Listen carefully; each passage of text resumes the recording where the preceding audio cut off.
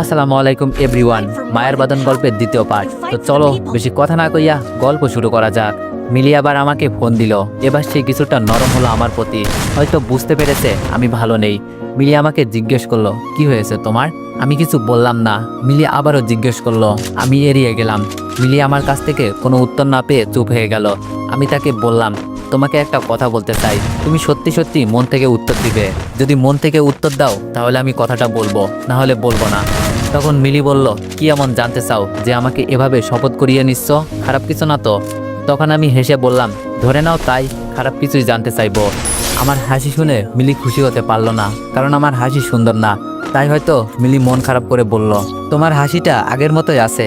একটা মানুষ এত বিশ্রীভাবে হাসতে পারে, তোমার হাসিটা না শুনলে বুঝতাম না। আমি আবারও আমার বিশ্রী হাসি হেসে বললাম, মিলি, এই 2 বছরে তুমি কখনো আমাকে মনে করেছো কিংবা আমার জন্য চোখের জল ফেলেছো? মিলি খুব সহজেই বলল, তোমাকে মনে করেছি ঠিকই, তবে তোমার জন্য কখনো চোখের জল আনিনি।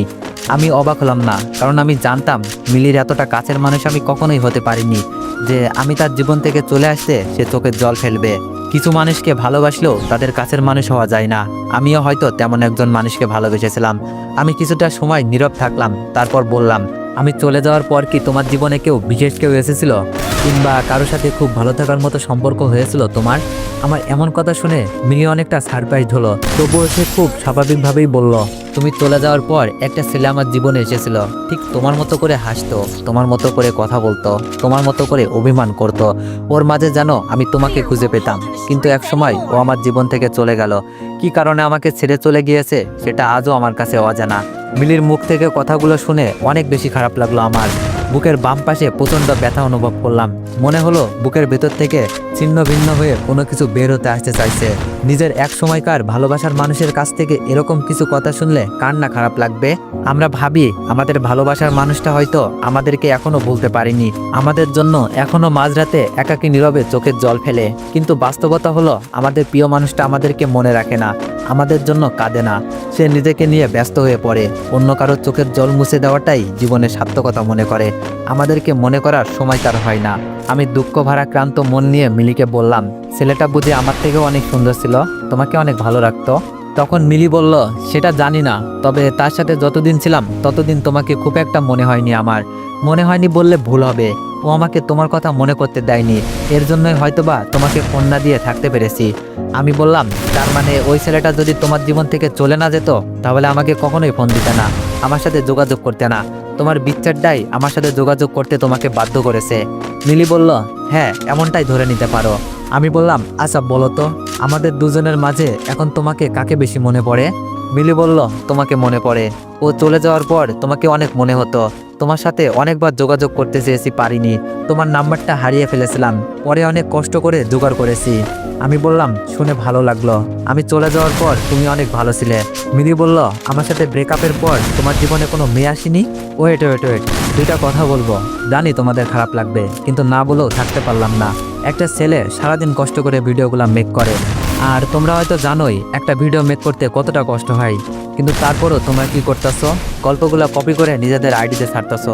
তো যাই হোক, এইটা নিয়েও আমার কোনো মাথা ব্যথা নেই। মাথা ব্যথা হলো তোমরা গল্পগুলোর নাম চেঞ্জ করে তোমাদের আইডিতে ছাড়তেছো। কিন্তু আমি অনেক টিকটক আইডি দেখলাম যারা আমার গল্পগুলো ছেড়ে মিলিয়ন ভিউ কামাচ্ছে, কিন্তু আমার টিকটক আইডিতেই কোনো ভিউ নেই। আর পরশুদিন আমি আমার টিকটক আইডিতে মায়ের বাদন গল্পের ফার্স্ট পার্ট আপলোড করি, জানি না কি কারণে আর আইডিতে ভিডিওটা শো করছে না। তো যাই হোক ভাই, তোমাদের একটা কথাই বলবো, তোমরা গল্প ছাড়ো ব্যাপার না, কিন্তু আমারে মেনশন করে দিও আর গল্পের নাম চেঞ্জ করো না প্লিজ। আর আমার রিয়াল টিকটক আইডি হলো MR Deepu8 আর YouTube channel voice of Deepu official. তো চলো গল্পে ফিরে যাওয়া যাক। আমি বললাম, সেটা তো তুমি জানো, এ কারণেই তো আজ আমি নিঃস্ব। যাই হোক, এসব কথা বলে নিজের কষ্টটাকে বাড়াতে চাই না।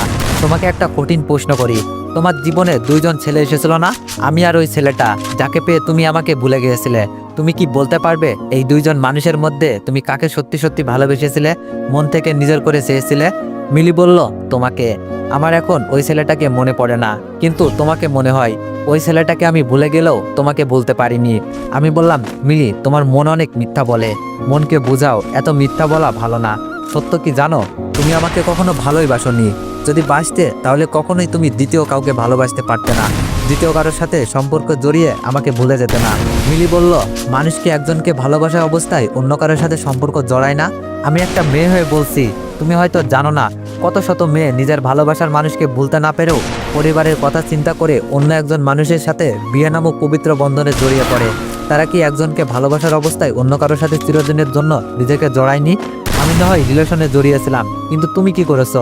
তোমার থেকে বয়সে বড় একটা মহিলার সাথে অবৈধ সেক্সুয়াল সম্পর্কে জড়িত হয়েছো। তাহলে বলো, তুমি আমাকে কতটা ভালোবাসতে, যার জন্য এরকম একটা অবৈধ ফিজিক্যাল রিলেশন করতে পেরেছো? আমি বললাম, আমি তোমাকে আমার ভালোবাসার প্রমাণ দিতে চাই না, কিংবা বিশ্বাসও করাতে চাই না আমি নির্দোষ। যেখানে আমার বাবা মাকেই বিশ্বাস করাতে পারিনি, সেখানে তোমাকে বিশ্বাস করিয়ে কি লাভ? এমন না তো যে তোমাকে বিশ্বাস করাতে পারলে সারা দুনিয়ার কাছে আবার আগের মতো বিশুদ্ধ হয়ে যাব। মিলি ফোনটা রেখে দেয়। কেন এমন করলো জানি না। পরে যখন ফোন দিলাম তখন ফোন বন্ধ পেলাম। এখন প্রায় রাত 1টা বাজে। ফুটপাতের মানুষগুলো ঘুমিয়ে গিয়েছে। জনমানব শূন্য স্থানে যেমনটা নীরবতা বিরাজ করে, ঠিক সেরকমই নিস্তব্ধতা বিরাজ করছে এখন। দুই একটা কুকুর মাঝে মাঝে ঘেউ ঘেউ শব্দ করে উঠছে। এছাড়া আর কোনো শব্দ আমার কানে আসছে না। আমার একটু ভয় হতে লাগলো। এত রাতে একা একা কখনো এমন অবস্থায় পড়িনি, তাই ভয় হওয়াটা অস্বাভাবিক কিছু না। হঠাৎ করেই দূরে একটা বেঞ্চিতে আমার চোখ আটকে গেল। হলুদ শাড়ি পরে একটা মেয়ে বসে বসে মোবাইল টিপছে। ভয়টা যেন আরো তীব্রতর হতে লাগলো। এত রাতে কোনো মেয়ে তো এখানে থাকার কথা না। তাহলে কি কোনো ভূত পেতনি? পেতনিরা কি হলুদ শাড়ি পরে নাকি সাদা শাড়ি পরে? পেতনি হলে নিশ্চয়ই হলুদ শাড়ি পরতো না। আমি ভয়ে ভয়ে মেয়েটার দিকে এগিয়ে গেলাম। পায়ের দিকে তাকিয়ে বুঝলাম পা মাটির সাথে লাগানো। তার মানে ভূত হওয়ার কোনো চান্সই নেই। ভয়টা কিছুটা হলেও কেটে গেল। আমাকে দেখে মেয়েটা দূরে সরে বসলো। একটা মেয়ে এত রাতে একটা ছেলেকে দেখে যতটা ভয় পাওয়ার কথা, মেয়েটা তার বিন্দু পরিমাণও ভয় আমাকে দেখে পেল না। বরং খুব সাহস নিয়ে জিজ্ঞেস করলো, কিছু বলবেন? এত রাতে এখানে কি করছেন? এরকম ভূত পেতনি আমার অডিয়েন্সদের কপালেও জোটে না। আমি মেয়েটার এমন প্রশ্ন শুনে থমকে গেলাম। আমি তার প্রশ্নের উত্তর না দিয়ে বললাম, আমি তো একটা ছেলে, তাই এত রাতে একা ঘোরাটা খুব কমন বিষয়। কিন্তু আপনি একটা মেয়ে হয়ে এত রাতে এখানে কি করছেন, তাও আবার গায়ে হলুদ শাড়ি? তখন মেয়েটা যা বলল তা শুনে কিছুক্ষণের জন্য বোবা হয়ে গেলাম। মেয়েটা বলল, আসলে আমি আমার বয়ফ্রেন্ডের জন্য অপেক্ষা করছি। ওর আসার কথা 12টার সময়, কিন্তু 1 ঘন্টা পার হয়ে গেল, এখনো আসলো না। তাই বাধ্য হয়ে বসে আছি, ও আসলেই ওর সাথে চলে যাব। আমি তার ব্যাপারে ক্লিয়ার হওয়ার জন্য বললাম, বিয়ে বাড়ি থেকে পালিয়ে এসেছেন? তখন মেয়েটা কপাল কুঁচকে বলল, এটাও বলতে হবে? কাপড় চোপড় দেখে বুঝতে পারছেন না? বাবা মা জোর করে বিয়ে দিচ্ছিল, তাই যাকে ভালোবাসি তার সাথে পালিয়ে যাওয়ার জন্য বিয়ের আসর থেকে চলে এসেছি। আমি জোরে একটা নিঃশ্বাস ছেড়ে বললাম, ও আপনার বয়ফ্রেন্ডকে ফোন করেন, দেখেন কোথায় আছে, তাহলেই তো হয়।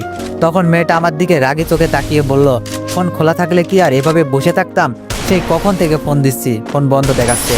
আমার কথা বাদ দিন, আপনি এত রাতে এখানে কেন? আপনারও কি আমার মতো সেম কেস নাকি? গার্লফ্রেন্ডকে নিয়ে ভাগিয়ে যাবেন নাকি? আমি বললাম, না না, এমন কিছু না। তখন মেয়েটা বলল, তাহলে কেমন কিছু? মানে কি জন্য এত রাতে এখানে ব্যাগপত্র নিয়ে ঘুরছেন? আমি যখন মেয়েটাকে কিছু বলতে যাব, ঠিক তখনই কিছু মানুষ এসে আমাদের দুইজনকে ঘিরে ফেলে। একজন 25-26 বয়সের যুবক আমার কলার চেপে ধরে। মেয়েটাও প্রচন্ড ভয় পেতে লাগলো। আমি ছেলেটাকে ধাক্কা দিয়ে নিজেকে একটু দূরে সরিয়ে নিয়ে বললাম, আসলে আপনারা যা ভাবছেন তা না। আমি এই মেয়েটাকে চিনিও না, একটু আগেই তার সাথে পরিচয় হয়েছে।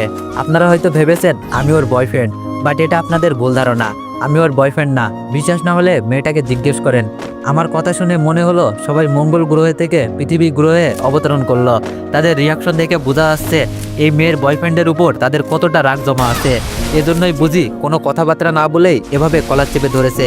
একজন তো বলেই ফেললো, এই শালা মিথ্যা বলতেছে, নিজেকে বাঁচানোর জন্য মিথ্যা বলতেছে। ওদের দুইজনের এটা আগের থেকেই প্ল্যান ছিল, ধরা পড়লে এইসব বলবে। ও যদি সিনথিয়ার বয়ফ্রেন্ড নাই হবে, তাহলে এত রাতে ওর সাথে বসে গল্প করছে কেন? ওর ব্যাগ দেখেই বোঝা যাচ্ছে বাসা থেকে বের হওয়ার সময় সব রকম প্রস্তুতি নিয়ে বের হয়েছে। কাজেই ওরে বিশ্বাস করা যাইব না। পিঠে কিছু পড়লেই সব সত্য বলবে। তাহলে মেয়েটার নাম সিনথিয়া। মেয়েটার সাথে কথা বললেও তার নামটা জানা হয়নি। তবে আমি তার নাম নিয়ে না ভেবে কিছু বলবো বলে ঠিক করলাম। কিন্তু তার আগেই 50 বছরের একজন বয়স্ক লোক এসে বলে উঠল, এত কথা বলার দরকার নেই, বাসায় নিয়ে চল। ওর জন্য আমার মেয়ের বিয়ে ভেঙে গেছে। ছেলেপক্ষের কাছে আমার মাথা হেট হয়ে গেছে। মেয়ে ভাগিয়ে নেওয়া শাস্তি ওকে পেতেই হবে। আমি আবারও বললাম, আপনাদের ভুল হচ্ছে, আমি সেই ছেলে নয়। আপনাদের মেয়েকে জিজ্ঞেস করুন, আমি না হয় বাঁচার জন্য মিথ্যা বলতে পারি, আপনাদের মেয়ে তো আর মিথ্যা বলবে না। তাই ওনাকে জিজ্ঞেস করুন, তাহলে সব ক্লিয়ার হয়ে যাবে, আপনাদের ভুলটাও ভেঙে যাবে। আমি মেয়েটার দিকে তাকিয়ে দেখলাম সে ভয়ে কাঁপছে। একটা মেয়ে নিজের বাবাকে এতটা ভয় পেতে পারে জানা ছিল না আমার। ভয়ের চোটে এই মেয়েটার মুখ দিয়ে কোনো কথা বেরোচ্ছে না। আমি মেয়েটাকে অনেকবার বলার পরেও সে কোনো কথা বলল না। মেয়ের বাবাকে অনেক বোঝালাম, কিন্তু তারা আমার কথা বিশ্বাস করলো না। তাদের মেয়েকে ভাগিয়ে নিতে চেয়েছিলাম আমি, এটা মনে করেই তারা আমাকে তাদের সাথে নিয়ে গেল। আমারও ক্ষমতা ছিল না এতগুলো লোকের কাছ থেকে নিজেকে ছাড়িয়ে নেওয়ার, তাই বাধ্য হয়েই তাদের সাথে যেতে হলো। অবশ্য একদিক থেকে ভালো হয়েছে আমার, এখন অন্তত থাকা খাওয়ার চিন্তাটা করতে হবে না। যেখানে যাচ্ছি সেখানে নিশ্চয়ই থাকা খাওয়ার কোনো সমস্যা হবে না। মেয়ের পরিবার দেখে অন্তত এটাই মনে হলো তারা অনেক প্রভাবশালী এবং টাকা পয়সার কোনো কমতি নেই। তবে ওখানে যাওয়ার পর আমার কি অবস্থা হবে সেটা ভাবতেই ভিতরটাতে ভয় কাজ করছে, কারণ এই মানুষগুলোকে দেখে খুব হিংস্র মনে হচ্ছে। একটা অন্ধকার রুমে আমাকে আটকে রাখা হয়েছে, জানালা দিয়ে একটু একটু করে আলো বাতাস আসছে, তবে সেটা অন্ধকারকে গ্রাস করতে পারছে না। কিছু সময় পর কেউ একজন এসে দরজাটা খুলে আমাকে বাড়ির সবার সামনে নিয়ে গেল। বুঝতে পারলাম এটা যৌথ ফ্যামিলি। মেয়ের বাবা মা, চাচা চাচি, দাদা দাদি সবাই আমার দিকে কেমন করে যেন তাকিয়ে আছে। হয়তো তারা বিশ্বাস করতে পারছে না তাদের মেয়ে আমার মতো একজন ছেলের সাথে পালিয়ে যেতে চেয়েছিল, কিন্তু আসল সত্যটা তারা এখনো জানে না। আমার সামনে অনেকগুলো মানুষ দাঁড়ানো থাকলেও আমি শুধু চিন্তা মেয়েটাকে বাদে কাউকে চিনতে পারছি না। আমার মনে হলো এবার হয়তো আমাকে কিছু বলার সুযোগ দিবে, আমি যে মেয়েটার কিছুই হয় না সেটা সবাইকে বোঝাতে পারবো। কিন্তু এমন হলো না। সিনথিয়ার বাবা আমার দিকে না তাকিয়ে সিনথিয়াকে প্রশ্ন করতে লাগলেন। তিনি সিনথিয়াকে বললেন, আমার পছন্দ করা ছেলেকে বিয়ে না করে এই ছেলেটার সাথে তুমি পালিয়ে যেতে চেয়েছিলে, তোমার পছন্দটা খুব বাজে। এই ছেলের মাঝে কি এমন আছে যাকে দেখে তুমি তার সাথে পালিয়ে যেতে চেয়েছিলে? তখন সিনথিয়া বলল, না বাবা, ওকে আমি চিনি না, ওর সাথে আজকে রাতেই প্রথম দেখা হয়েছে আমার। তখন সিনথিয়ার বাবা বলল, তুমি ছেলেটাকে বাঁচানোর জন্য মিথ্যা বলতেছো তাই তো? যদি সত্য বলো তাহলে এই ছেলেটাকে মেরে হাত পা ভেঙে দিবে, সেই জন্য ভয় পাচ্ছ। সিনথিয়া বলল, না বাবা, আমি সত্যি বলছি। সিনথিয়ার বাবা বলল, তোমার কথা বিশ্বাস করব না, এবং তুমি যা ভাবতো সেটাও করব না। এই ছেলেটাকে কেউ ধরবে না, ছুবে না। এই ছেলের সাথেই তোমার বিয়ে হবে, না হলে আমার পছন্দ করা ছেলেকেই তোমার বিয়ে করতে হবে। তুমি সিদ্ধান্ত নাও কি করবে। প্রতিষ্ঠিত একজন ছেলেকে বিয়ে করে আরামে এসে বেঁচে থাকবে, নাকি এরকম একটা চালচুলোহীন ছেলেকে বিয়ে করে অভাব অনটনে দিন কাটাবে? আমি আর কিছু বুঝতে না পারলেও এটা খুব ভালো করেই বুঝতে পারলাম এরা কেউ আমাকে নিজ থেকে কিছু জিজ্ঞেস করবে না, যা বলার আমাকেই বলতে হবে। আমি তাদের বাপ মেয়ের কথার মধ্যে নিজেকে ঢুকিয়ে বললাম, আপনাদের সমস্যা কি? নিজেরাই যা ইচ্ছা বলে যাচ্ছেন, আমার কথা শোনার কোনো প্রয়োজনই মনে করছেন না। আর এই যে ম্যাডাম, আপনি এভাবে ভয়ে ভয়ে কথা বলছেন কেন? আর এই যে আপনি কি বাংলা বোঝেন না? আপনার মেয়ে এত করে বলার পরও কেন বিশ্বাস করছেন না যে আমি তার বয়ফ্রেন্ড না? আর তাছাড়া আপনি বললেই তো আর আপনার মেয়েকে আমি বিয়ে করব না। যাকে চিনি না জানি না তাকে বিয়ে করার কোনো প্রশ্নই আসে না, তাই এইসব নাটক না করে আমাকে যেতে দিন। তখন সিনথিয়ার বাবা তিরস্কারে সুরে বলল, তোর রাজি হওয়াতে কিছু যায় আসে না, আমার মেয়ে রাজি হলেই হবে। তাকে বেছে নিতে হবে সে কাকে বিয়ে করবে, আমার পছন্দ করা ছেলেকে নাকি তোকে। আমার কথার কোনো গুরুত্বই দিল না কেউ। সবশেষে মেয়েটা বিয়ে করার জন্য আমাকেই বেছে নিল। আমাকে বেছে নেওয়ার কারণটাও আমার মস্তিষ্কটা আজ করতে পারলো না। এখন শুধু একটা কথাই মনে পড়ছে, বিপদ যখন আসে চারিদিক থেকে আসে। আমি চাইলেও এত এত মানুষকে ফাঁকি দিয়ে এখান থেকে পালাতেও পারবো না। পরের দিন বাধ্য হয়েই বিয়েটা করতে হলো আমাকে। আমি কখনো ভাবিনি আমার বিয়েটা এভাবে হবে। যেই মেয়েটার সম্পর্কে আমি কিছুই জানলাম না তার সাথে আজ আমার বিয়ে হয়ে গেল। এটাই বুঝি নিয়তির খেলা।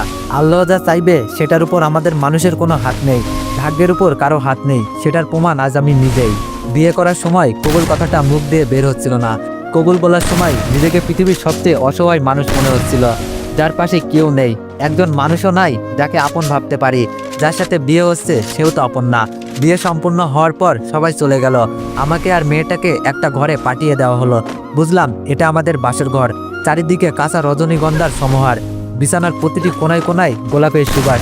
কিছুক্ষণ পর এই বিছানাটাতে আমাকে ঘুমাতে হবে, তাও আবার একটা মেয়ের সাথে। এটা যেন বিশ্বাসই হচ্ছিল না, মনে হচ্ছিল কোনো স্বপ্ন দেখছি, কিন্তু না, এটা কোনো স্বপ্ন না, বাস্তবে আমার সাথে এটা হচ্ছে। নিজের বাসরটা এমন হবে কখনো ভাবিনি। মেয়েটা দরজা লাগিয়ে দিয়েই আমার পাশে এসে বসলো আর বলল, আসলে সরি, এমনটা হবে বা কখনো হতে পারে ভাবিনি। আমার দোষ কি বলেন? দোষটা তো আপনারই। আপনিই নিজ থেকে আমার সাথে কথা বলতে এসেছিলেন। আপনি যদি কথা বলতে না আসতেন তাহলে আপনার সাথে আমি কথা বলতাম না, গল্পও করতাম না, আর আপনাকেও এমন অবস্থায় পড়তে হতো না। যার সাথে বিয়ে ঠিক হয়েছে তার থেকে আপনি বেটার। লোকটা অনেক বয়স্ক, তাই আপনাকেই বেছে নিয়েছি। আমি মেয়েটার কথা শুনে 420 ভোল্টের একটা শক খেলাম। এত বড় একটা ঘটনা ঘটে যাওয়ার পরেও মেয়েটা কত সহজে সরি বলে দিল। আমার সাথে তার বিয়ে হয়েছে, এই জন্য তার মন খারাপের কোনো চিহ্নই দেখতে পেলাম না তার চোখে মুখে। তাহলে এই মেয়ে কি স্বাভাবিক না? কোনো সমস্যা আছে? স্বাভাবিক হলে তো এমন একটা বিয়েতে তার খারাপ লাগার কথা, কিন্তু তার তো লাগছে না। আমি কিছু বলবো তার আগেই মেয়েটা বলল, আমার মনে হয় আবিরের বড় কোনো সমস্যা হয়েছে, না হলে এমনটা তো করার কথা না। আবির আমাকে ওর নিজের থেকেও বেশি চাই। ওর না আসার পেছনে কোনো কারণ আছে, তাই আমি সিদ্ধান্ত নিয়েছি আজকে আবার পালাবো আমি। আপনাকে বিয়ে করার এটাই কারণ ছিল। আপনি আমাকে সাহায্য করতে পারবেন, যেটা ওই লোকটা করতো না। সবাই ভেবেছে বিয়ে যেহেতু হয়ে গিয়েছে তাই আর আমাকে নিয়ে কোনো ভয় নেই। এই সুযোগটাই আমি কাজে লাগাতে চাই। আমি তার কথা শুনে বললাম, পাগল নাকি আপনি? পালাবেন মানে? যদি পালাবেন তাহলে বিয়ে করলেন কেন? আবার আমাকে বিপদে ফেলতে চাইছেন? আপনি চলে গেলে তো আমার মনে হয় আর বাঁচিয়ে রাখবে না। তখন মেয়েটা চাপা হাসি হেসে বলল, হ্যাঁ ঠিক বলেছেন, আমার বাবা খুব রাগী মানুষ। বাসর ঘরে নিজের বউকে ধরে রাখতে পারেননি, পালিয়ে গেছে, এটা শুনে নিশ্চয়ই আপনাকে মেরে ফেলবে। অনেক সময় পর মেয়েটা বলল, আপনার ব্যাগ কোথায়? আমি তো আগেই সবকিছু গুছিয়ে রেখেছি, আপনি তাড়াতাড়ি আপনার ব্যাগ রেডি করুন, এখনই আমাদেরকে পালাতে হবে। এখন বাসার সবাই ঘুমিয়ে গেছে। আমি তার কথা শুনে কিছু বলতে পারলাম না, তার দিকে হা করে তাকিয়ে রইলাম। আমার এভাবে তাকানো দেখে সে বলল, হা করে তাকিয়ে আছেন কেন? বাসর করবেন নাকি? বিছানায় কোলবালিশ আছে, ওটার সাথে বাসর করুন। শখ কত আমার সাথে বাসর করবে? যদি মরতে না চান তাহলে আমার সাথে আসুন, আর যদি বাঁচার ইচ্ছা না থাকে তাহলে কোলবালিশের সাথে বাসর করেন। তো এভরিওয়ান, গল্পটি কার কেমন লাগছে সবাই কমেন্টে জানাতে ভুলবেন না, আর সবাই নেক্সট পার্টের জন্য অপেক্ষা করুন। ধন্যবাদ।